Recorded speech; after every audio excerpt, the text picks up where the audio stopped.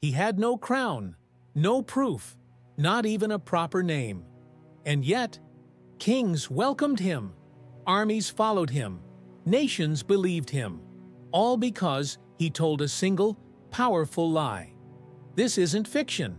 This is the true story of the orphan who fooled an entire kingdom and nearly stole a throne.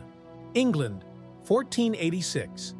King Henry VII had just claimed the throne after years of civil war.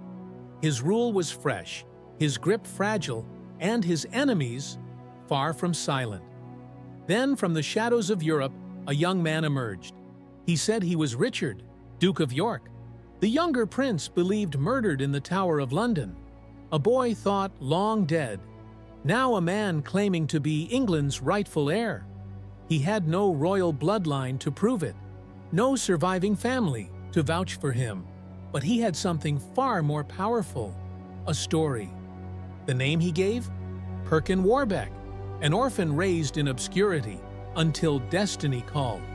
Around 1490 in Burgundy, he stepped forward as the lost prince. He claimed he had escaped execution, hidden for years, and was now ready to reclaim his birthright. And Europe listened, because the truth was, no one really knew what happened to the two princes in the tower. Henry VII's claim to the throne was shaky at best. The country was wounded, divided, and Perkin's tale, though thin, sparked dangerous hope. He wasn't alone for long.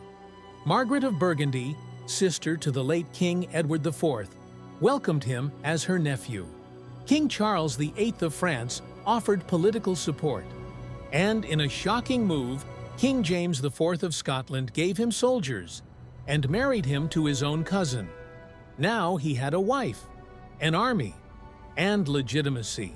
In 1497, Warbeck sailed to Cornwall with a small force. There, he declared himself King Richard IV. For a flicker of time, it worked. The people rallied, banners were raised, a kingdom held its breath. But dreams built on lies rarely last.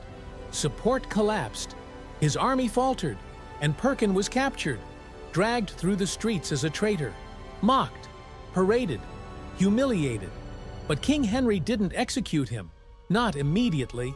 Instead, he kept him alive, watched, waited, until, in 1499, rumors of rebellion resurfaced, and this time, Henry had no mercy.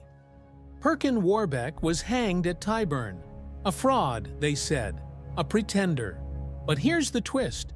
Over 500 years later, historians still argue, was he truly just a clever impostor?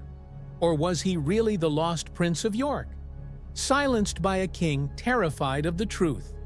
There were no bodies ever found in the tower, no official record of their deaths, only silence. And into that silence stepped a boy who nearly changed history with a lie. He began with nothing, rose with a tale, and nearly tore down a dynasty. This was the orphan who fooled a kingdom,